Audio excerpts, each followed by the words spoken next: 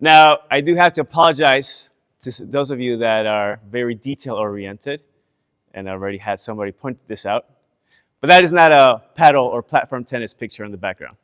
I had a really hard time finding a really cool one, so I had to use this one.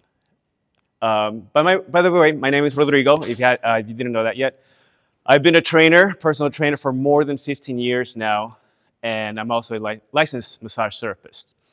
I've been presenting two personal trainers and two groups for almost 10 years now as well, teaching trainers in clubs that I worked at how to do things, how to do better training, how to do better training systems as well, and presenting various topics about health and fitness here at the club as well. If you see me around, I'm also the kind of like the fitness experience organizer for the fitness center.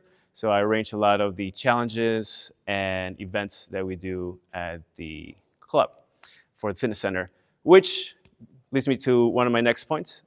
Next week, Ardith, one of our massage therapists, she's over there in the back, she's going to be presenting next week on Tuesday about how to heal from anxiety and trauma via craniosacral massage. So if you're interested in that topic or know anyone that might be interested in, let them know, sign up through the website. As we go along, feel free to ask any questions. There will be some demonstrations. We'll get up to move just a little bit just so you can get a feel for things as we go. But it's not fully necessary to comprehend some of this stuff. Now, if you guys want to take your phone out now and scan this, I'll have this at the end as well. I've been giving out handouts, with little pictures and stuff of some of the stuff I talk about. This is going to take you to a YouTube video instead, which you can follow along and then you don't have to throw away. We'll be covering some of the basic stuff that we talk about today. All right, and again, it'll come up at the end as well. So we have 5 of the most common injuries in paddle. And this was discovered from a 2018 survey of the Paddle Association and also surveying paddle players. Tennis elbow, calf strain, meniscal or ACL tear, ankle sprain, and rotator cuff. Anybody have any of those before? Okay, yeah. Okay, good. So we're going to be focusing on that calf strain part, and actually for bonus, we are going to get some ACL and meniscus tear prevention as well. Throw that in. It's a $50 value, just in case you didn't know. All right, so we're going to go into some foot stats. All right. Now our feet have, a single foot has 112 ligaments. 112 ligaments in one foot. 33 joints in one foot. 26 bones in one foot. If you combine both feet, that's 25% of the bones in your body.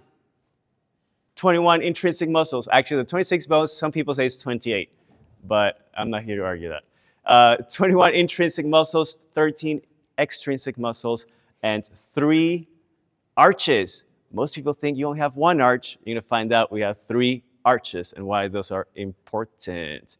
But look at all these. These are huge numbers for just like a small area of your body, right? There's the rest of the body, small area. And what do we do with our feet? We put them in this solid casts where they can't move. They're like this, flapping around when you're walking around, when you're running, when you're trying to play paddle or exercise. They're barely moving. And we have these thick soles in our shoes that don't allow for a lot of movement. So today we need to realize how important it is to have good movement and good feeling, proprioception of what's going on within our feet, which includes the ankles and the toes. Right here, you're going to see the arches, the 3 arches. So this is when people say the arches of your feet, most people think about this one right here. This is not my foot, by the way, but we're going to use, it's a great picture here. But this is the arch that most people think of right here, where it's the side of the big toe, right? But we also have the transverse arch, and this is the arch, the fascia line that goes from pinky to big toe mounds. And then the other one, the lateral longitudinal arch, is on the pinky side of the foot. And that also can get aggravated a lot if you're doing a lot of running or a lot of sports that require change of direction. So let's talk about some basic care here of the feet. First up, we get a, if you're not foam rolling or getting massages often, I mean, rolling you can do pretty much every day. That's number one. That's super easy to do, very entry level, and it gives you a big bang for your buck. Now, what we can roll the plantar, the calf, the peroneus, or now they're changing the anatomy terms. They're trying to move to fibularis and anterior tibialis. And those muscles, the plantar is the bottom. The calf, we have two muscles here, the soleus and the gastrocnemius on the back, that come together and attach and become the Achilles that comes around the heel and attaches to the bottom. Then we have the peroneus that run along the outside of the shin. And then we have the anterior tibialis, which is this muscle on the front of the shin. Okay, so all these muscles have to be moving well, have a good range of motion in order for the foot to move well and the ankles to move well. Because most people think, all right, I'm going to isolate whatever is the problem, the foot, and not worry about the other stuff.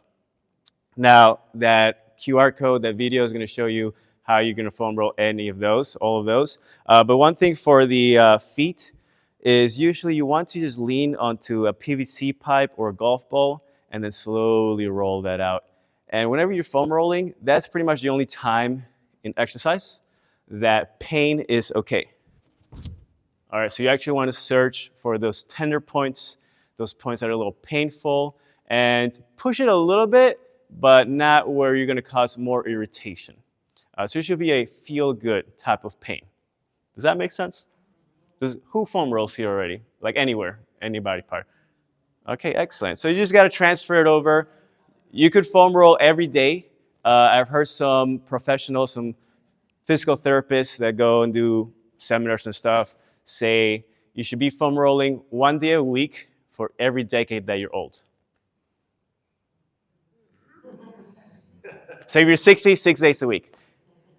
40, 4 days a week at least. And it takes 5-10 minutes, all right, for body part, 5-10 minutes. For stretching and strengthening, we want to focus on the toes and the peroneus, or again, the fibularis. For the toes, now this the stretching, I didn't add a video for this on the QR code because it can be a little bit more personal, individualized to what feels good. If you do any yoga and you know like the broken toe pose or like the toe sit, this is not big enough for me right here, but it's like having the toes pulled under and just sitting back like this. Now, preferably you do this without shoes so you can get the full stretch of the toes. Something else you can do on that manner is I'm wearing right today, just for this occasion, my shoes that I use to play any sports, any court sports. So you can see that my sole is fairly thin and it's very flat. So here, I can actually use this type of sole to still stretch my toes. I can still get a good stretch. But most shoes, especially running shoes or tennis shoe stuff like that, it's going to be really thick sole. It's not going to bend a lot. So you're going to have trouble with that. So it's usually better to get barefoot on these stretches. But I can just do it like this. I can just plant my toes and stretch that out. All right, for strengthening the toes, you can do this sitting down right now. I'll have you put the feet down. If you have cross-leg, try to put your feet down. And right now, imagine this is my foot. The toe pads, so right here, press them down into the floor. That doesn't mean curl. Don't crunch your toes.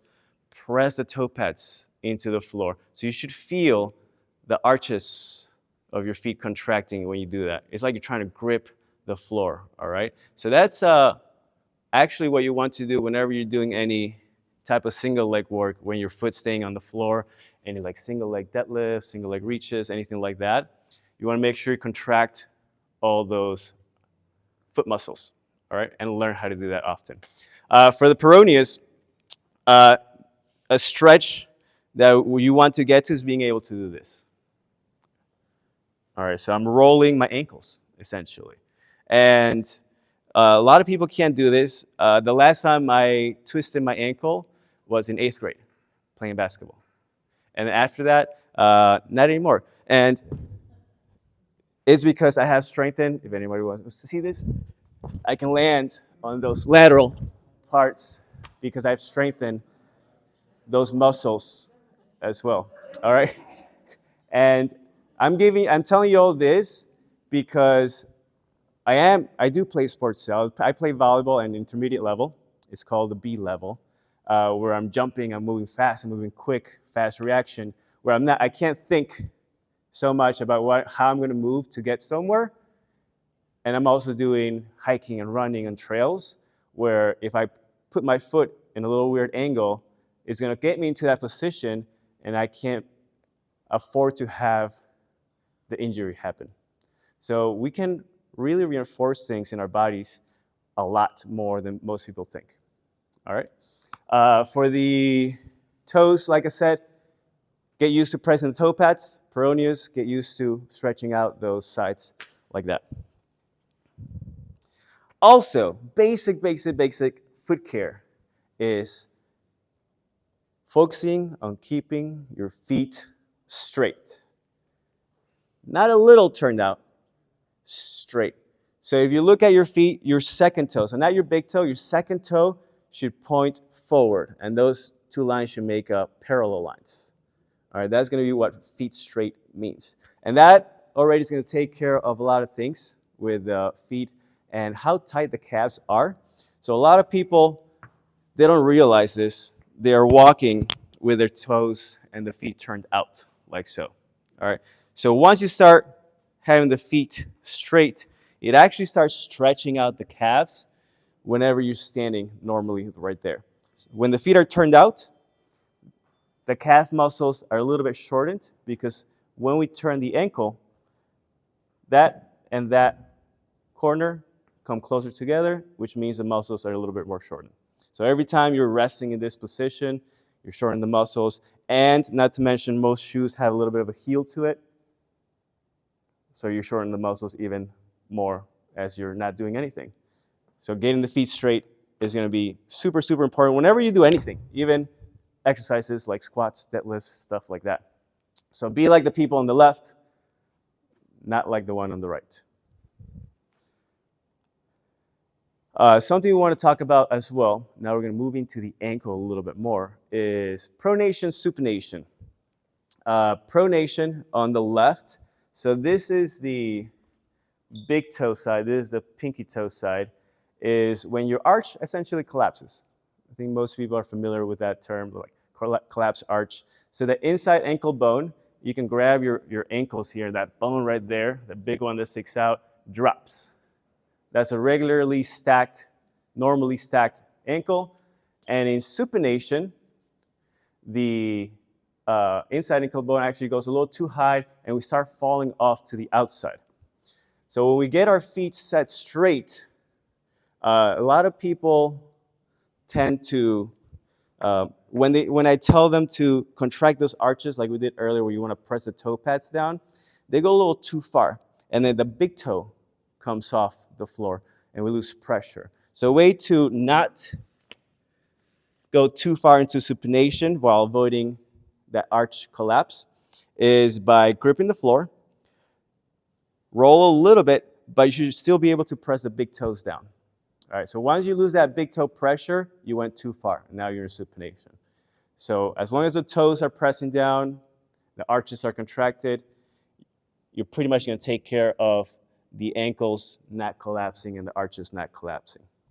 All right, and this is stuff that in the beginning, it's a lot of work to be mindful of, but once you do it more and more and more and more, you get more used to it and doing it faster, getting into it faster, and then you can do it more in exercises when you're being active.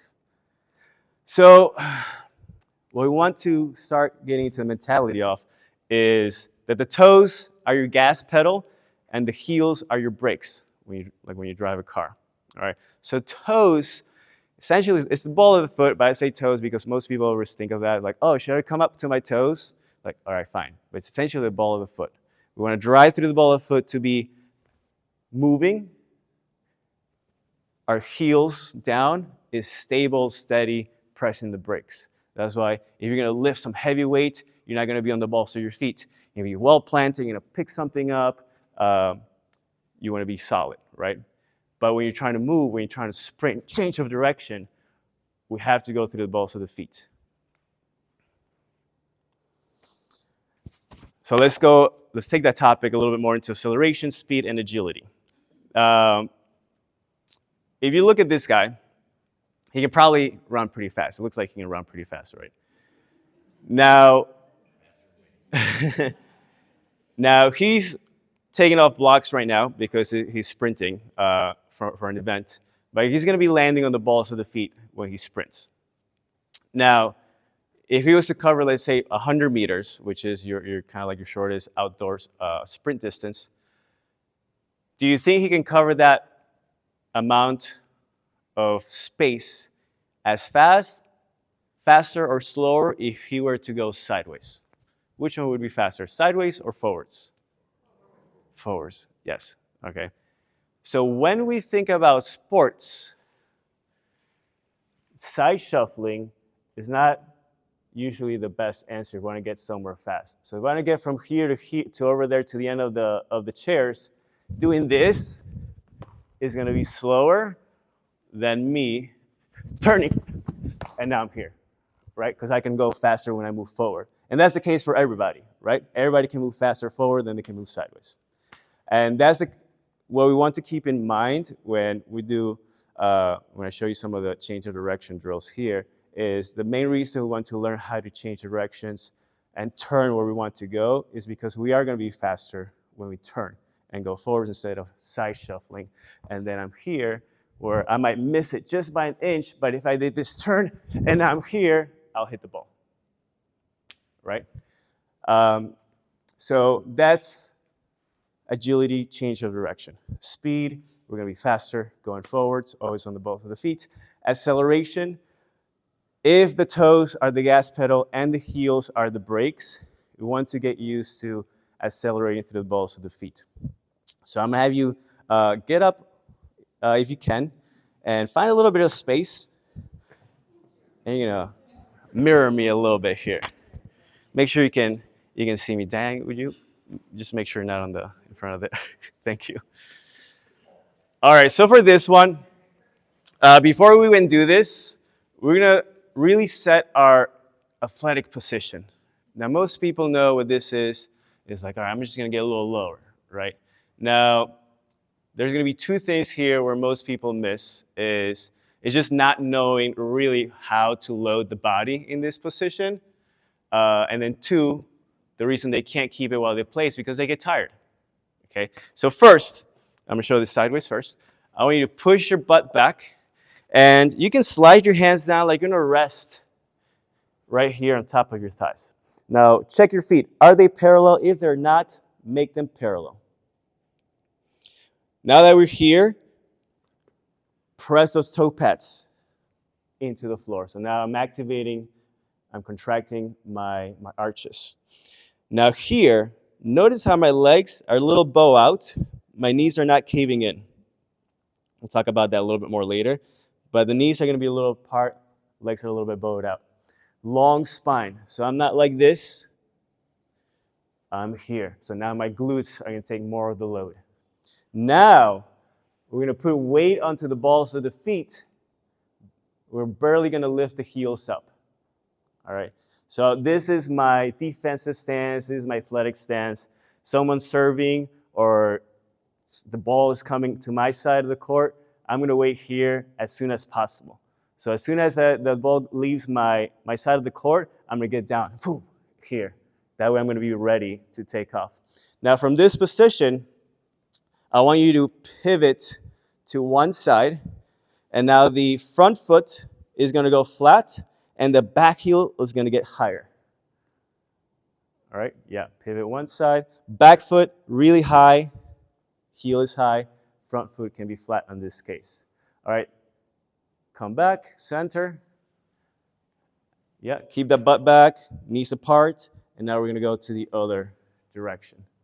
So I'm keeping that same angle of the torso.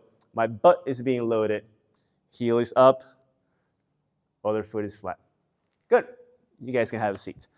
And those are the positions that are change of direction. So if you guys come to the workshop on Sunday, we're going to be drilling this a lot. So if you guys don't know, I'm doing a 2-hour workshop. Everything's hands-on this Sunday, 8 to 10 a.m.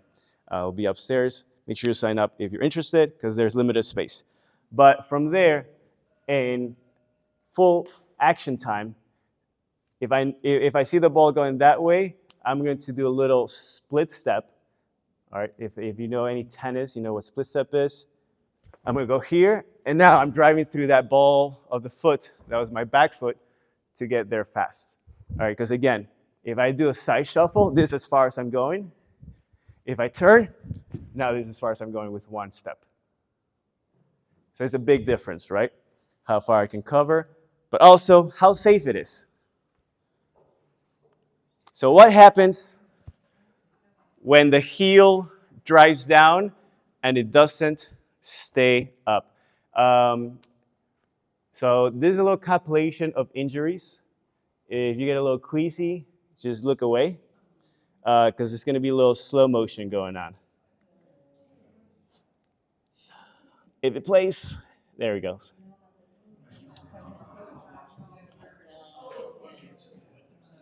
All right, so you can see that it's going to slow down more.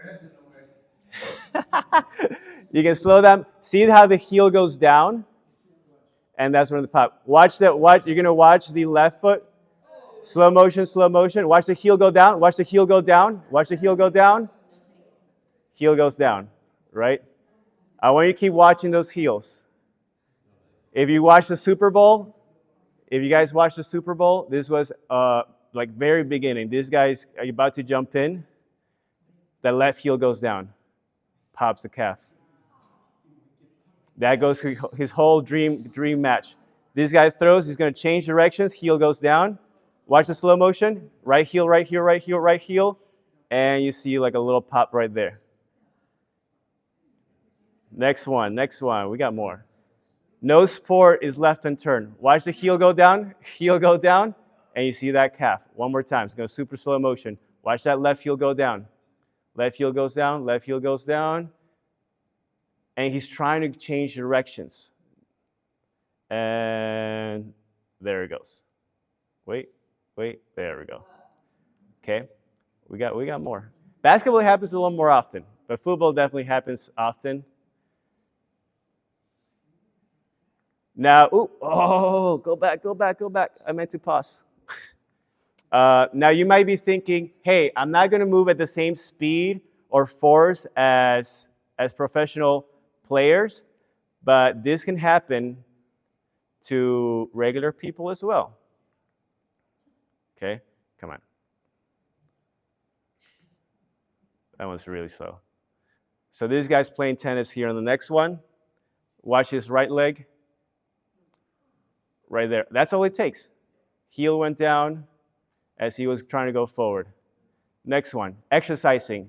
You think you're doing something good for yourself? Watch the left leg, heel goes down.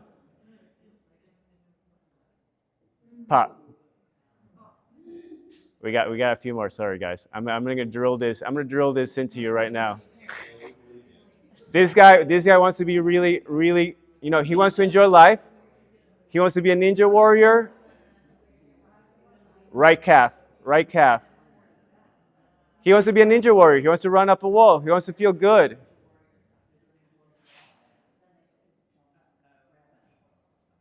This guy, agility training, speed training. Look at the heel, right heel. Right heel goes down. And that's where it happens, right? So even in everyday life, it doesn't have to be fast, guys. This is the last one, I promise. This is the last one. This guy's just trying to fix his car. Right heel is down. You can't really see, but I can tell by the right knee going straight and how the foot ends. And then that's where calves go. So it doesn't even have to be a fast change of direction. There has to be just enough force. Yeah, toes are the gas, heels are the brakes. Those will vary. Some of those are going to be calves, some of those are going to be Achilles. So it's if you're pressing both pedals down, what's going to happen to your car? You know, mess it up, right? You're going to mess up your car. It's the same thing. It's a ticking time bomb. This is a ticking time bomb. It's not going to happen. I can do it right now. It might not. Nothing will happen. Maybe. I'm not going to take the risk, right? So you got to think about it's a ticking time bomb. Like, how much does this really mean to you to not get injured? Okay, he told me to do this every time, but do I really have to do it every time? Yes. Balls are the feet, get on the toes are the brakes, toes are the gas, heels are the brakes, right? Now, let's talk about what happens also besides the foot. So we have the pronation, that arch collapse. So this is usually the one. Oh, by the way, it was really hard to find calf sprains in tennis. I think that's because tennis players learn how to slide more, and that takes away some of the force. But that means they get a whole lot more ankle sprains because then the foot rolls over. Yes. Anyways, we're gonna get into what happens when that arch collapses. All right, so now we're shifting gears. Many things happen because we're not parts, we are an organism. Everything's connected. So when that arch collapses, when that inside ankle bone drops, that knee's gonna rotate in, which is gonna grind the meniscus, and if you're gonna see later too, again, you're gonna block your eyes if you need to, tear an ACL maybe. That's gonna turn the leg inward, which is gonna cause impingement at the hip, and then cause probably some imbalances in the lower back because of all that. So what does that look like? It looks like this. I'm gonna do my left leg. So my arch collapses, and that's it. It doesn't look like a big motion, but that little bit, that's all it takes to get out of alignment of the joints. Now your ankle, your biggest range of motion of the ankle is up and down like this, right? But it also has this, and it can twist as well. And that's why I can do like full ankle circles. So it's not a full hinge like the knee. The knee is fairly much just a hinge. There's a little movement here that can happen where the tibialis and, where the fibialis meets right here, the tibialis. There's a little movement there. But most of the biggest range of motion, the strongest position is this. So once you get out of that position, and now I'm like bending like this, like in a weird angle, and I'm gonna load that, that's where the knee gets compromised. And that's why it's so important to start with the foot, because the foot's gonna set you in a good position to not collapse the knee in. And that's what I was saying, in your athletic stance, we're gonna be slightly bowing out. Okay? And this can be something you have to be very mindful of, walking, standing, not just playing. And so what we're going to talk about, we're going really fast, by the way, on this. I'm probably going to be done by like 45 minutes. The greatest of all time actions. Now, guys, I didn't always know this, right? I'm always trying to learn. I'm learning from different people, different programs, different places, different professions. So I didn't really start doing this stuff in my training and training clients until about 6-7 years ago. Okay, and you guys can look up this people. They're called GOATA, G-O-A-T-A, greatest of all time actions. And this is where they took all these slow motion videos, and this is where I started noticing, like, oh man, they're actually right. There's more people realizing this too, because when I was searching for these videos, I just took these videos from YouTube, and then I slowed it down on my own video editing. But there are therapists out there that are saying, oh, that heel going down is what's leading to that calf pop. There are therapists that are going to show you that also the next stuff. The next one's not as new. It's been known more in regular strength training, but it's not. It hasn't been addressed in speed and athletic training as much. But when we look at athletes that have been healthy for a long time and perform pretty well, we can see these actions of those bowing out and those heels staying up. So all the way on the left, you have Tom Brady. You can see how his whole leg is rotating in to pivot and turn. His left leg, his front like planted leg, is not caving in, right? And the only time he got injured was when he got tackled, and that's when he ruptured his ACL because someone took his knee out, right? I'm gonna go over here. LaDainian Tomlinson, see that heel off the floor, this bowing out on that leg. That's how we apply force to the strongest position of the joints. He didn't start getting injuries until he was about 30. As a running back in football, that's really good. Michael Jordan. Now, if you saw that documentary of the Bulls, when he got injured, he said, "I knew as soon as I landed weird. I knew something happened." But besides that, that weird landing, because he got out of position, he was like, landing on somebody, feet were in the way. Look at that heel up. He's driving through this leg, right? Even if that knee is going forward, loading the quad a little bit more, all these joints are in a better position, are in the more optimal position to be loaded than collapsing in.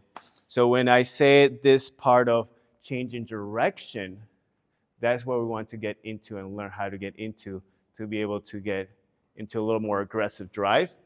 Now, for basketball, I will clear, and jumping in general. If you want to watch this, you might want to stand up. But in basketball, often there's this move where basketball players are going to fake out one way and they do this. So it looks like, oh, they're collapsing that knee, right? But they're faking the defense out. So they're not putting weight into this leg that's collapsing because they know they're going to go this way and then load well in the other direction, right? So you just got to make sure you're seeing these other patterns. When you jump, with the two-leg jump, which most people do to get a maximum height, slow motion, I load here. So that technically takes most of my weight, but it's transferring over before I really explode through the front leg. So when I'm like playing volleyball and I'm going to go for a block or a spike, okay, I'm transferring my weight over the leg, even though it's not on the ball of the foot. It's actually heel first and it's planting. I'm only transferring weight over it. I'm not going into it. So those are the differences of when you see those positions. Cool? You guys can sit. So just to clarify some of those athletic positions that you might see, you're like, wait a minute, that's not what he said, but they're doing it. It's just where the force is going.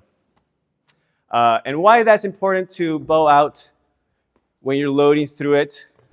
So let's say my left leg, I'm going to push through that. Instead of doing this, is once again, meniscus or ACLs. Again, if you got to cover your eyes on this one, feel free to cover your eyes.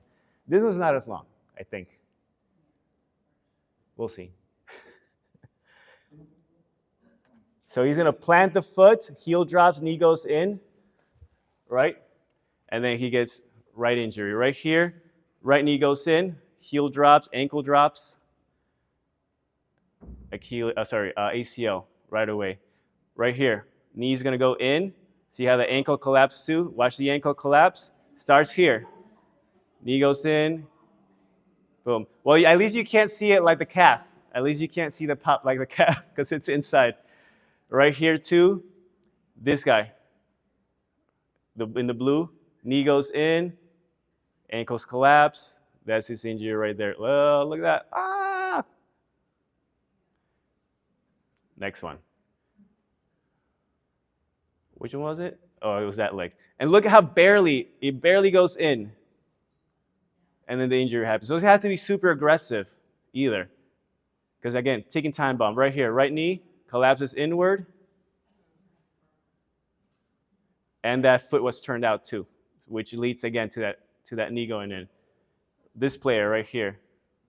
Watch that knee collapse. Look at that. Bam. ACL. Right? That one's in tennis. This one too. You can't see this angle that well, but collapses, knee goes in, ACL right away. And she knew too in an interview. She was like, I did it on the other knee. This one hurts a lot. Chicago players, it was horrible. I know, right? Why? But left knee collapses in, and that one, the whole city of Chicago felt. That changed his whole career. Yes, it did. Yes, it did. Yeah. All right. That's why toes are the gas, heels are the brakes, and we want to learn how to keep that inside ankle bone high, so we can have a better chance at bowing out. And these are habits that we need to build. Habits, habits, habits, habits. Because everything that you do, that you practice, keeps building up, and your nervous system remembers it. Your nervous system remembers it. Even if you don't, like, oh yeah, whatever, I'm just gonna do whatever. Your body remembers the nerves that are firing. Just like if you're doing a golf swing, the more I do it in a specific way, the more I'm gonna keep doing it that way. If I'm doing a tennis swing, the more I keep doing it a specific way, the more I'm gonna do it that way when I play. Yeah, muscle memory. That's the nervous system. All right. So the more you're willing, like mindfully practicing it, the more you're going to do it when you're not being able to think about it. Once again, if you guys want to get that again, I'll put it at the end. This is, but if you do want to see those compilations of the injuries, I can send you the link. Just let me know, okay? This is well. This is where like technology has brought us to a new discovery of sorts, really, because we didn't know this before until we started seeing things in super slow motion. Like that one guy that was doing the band running thing. Like I couldn't see that with my naked eye. I was actually like, am I gonna get this? But I was recording it like, all right, let's slow it down, and then you can see it when it's super slow motion, right? So look, I just went to Google and I put agility training. And these are two pictures that came up in the very first few. I just blacked their faces. I'm sure the guy right there on the left, he's just posing for a TRX picture. The guy on the right was actually, that was a video of a training thing. But look, like this is, I wouldn't have known better either a handful of years ago, right? Knee goes in, ankles collapsing here, knees going in here, and he's doing rotation training. Right here, he's doing change of direction. At least he's on the ball of the foot, but the foot's pointing out. This one you can tell is going to land weird. In the actual video, you can see some of his knees collapsing. So we want to make sure we're questioning what we're doing and not just doing things because this is what somebody else learned, right?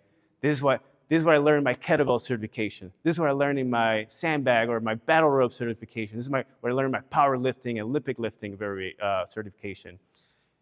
Like those are sports on their own. Like kettlebells, you can go do a competition in kettlebells. Olympic lifting, specific competitions for that. It's in the Olympics. It's in the Olympics. So we want to make sure we're not transferring stuff from other sports into what should be more natural movement patterns. All right. So what's something we've learned today? Oh, is this gonna go? Yes, toes are, is this moving? Oh, I pressed the wrong button. Yes, say that out loud. Toes are the gas. And? Heels are the brakes. Excellent. So, question? Yes, you talked about having our feet straight and being mindful of that, and I'm really bad at that. Yeah, Dancing. most people are. Oh, yeah, yes. So, when you're sleeping, I also sleep with my hip. Yeah. You can't, yeah. So hipping. Good question. I mean, you can't really do anything when you're sleeping, right? It's side sleeping, maybe. What's that? Traction. Yeah, side sleeping. I mean, technically, side sleeping is usually the best position for sleeping, because your stomach is, if you just ate something, it's less likely if you're like resting on this side to pump up, and you're not gonna get your tongue to fall back as much, where some people get snoring problems and stuff like that. But that's a whole different thing. But yeah, sleeping. Okay, you're sleeping like maybe 6 hours, 7 hours if you're really good about sleeping a day. There's 24 hours in the day. right? So if you do this in your workouts, that's 1 hour maybe at most that you're practicing this, and you still have all the rest of the day. So what are you doing the rest of the day? Right. So it's those habits that you're doing the rest of the day that are going to make the changes. It's not going to be like those times that you can't really control. Like there's so much more control that you have. You guys have any other questions? I'm about to end this. Yeah. So the pivot on the run. Yeah. Mind-boggling to me. I'm a tennis player and a paddle player. Yes. So, I was always taught to do a crossover Yeah. to go. Yeah. Yeah. And your point of what you were taught really resonated Right. with me at the end because I'm like, huh? Yeah. So do you feel like that in tennis is just So- not like just the Yeah. So actually the split stuff, I've applied that in playing basketball, which in basketball they used to teach this like point your feet out, move like this for defense, and it was way better when I did this and be able to change my hips a little faster. So the guy learned this from his Lee Taft, and he's been teaching this for like probably 2 decades at least. So it's the same thing of if I cross over, say I'm centered here, I have to shift my body weight over, and now I can have power, right? Where here, I have power right away, right? So there's like milliseconds. Yeah, so it's milliseconds. Well, if you're doing, yeah, you're still gonna have to shift your weight over. There's nothing going on here. There's nothing pushing you. But here, I'm pushing right away, right? So it's just like milliseconds, but also gets you in a better position. Like it's not wrong because you're gonna be here and you're gonna be in a good position to sprint to it. But yeah, the crossover step, it has been widely talked about, discussed in speed and agility circles. Like, do we teach it? Do we not teach it? Do you go here? I'm more of a fan of just turning because it just makes more sense. Yeah. Yeah, it just makes sense. Thinking of U.S. Open, they're not doing a lot. If they're back, they're not crossing. Right. Yeah. They're usually going to go here, and then they start doing a little run. But I mean, if they're positioned themselves well, they usually don't have to do those long runs unless they get played out mentally. Yeah. Any other questions? Okay. So we're talking about sports and being able to enjoy yourself without being hurt, right? Now, I took this picture. I was just at Glacier National Park. So I had a beautiful view where I was camping. And even though we're thinking about, okay, some hobbies that we have, this can also transfer to, to our lives. Like, how well are we living? But also, guys, I don't know if you know, but there's a lot of bear activity. And there's grizzlies in Glacier. And bear attacks are very real, especially if you're a solo hiker or traveler, which I was. And this is the most anxious I was going to a trip because of that. And I had this 6-mile hike to get to this place where it was very narrow, a lot of tall grass and very heavy vegetation where I couldn't see far. So the whole time I'm carrying this, my pack and my tent, stuff like that. Like, oh my God, please no bear. So you have to make noise and stuff like that. But I can't afford to, when I'm hiking out where people aren't around, I can't afford to twist my ankle and become a liability to myself, right? So when I'm going out on a run as well, trail running, if I twist my ankles, nobody's around, maybe I'm not prepared. Maybe I'm like far away from wherever my car is, and I can get myself into more danger. So preparing your body in order to really handle the stress of life in general is probably more important than avoiding injury, which we're doing for fun in sports. And we really want to think about how much of our attention should go into ourselves staying healthy. Like, do we really want to stay healthy? And then we want to do this every single repetition, every single time that we can in order to have the life that we want to live. Thank you guys very much. This here again.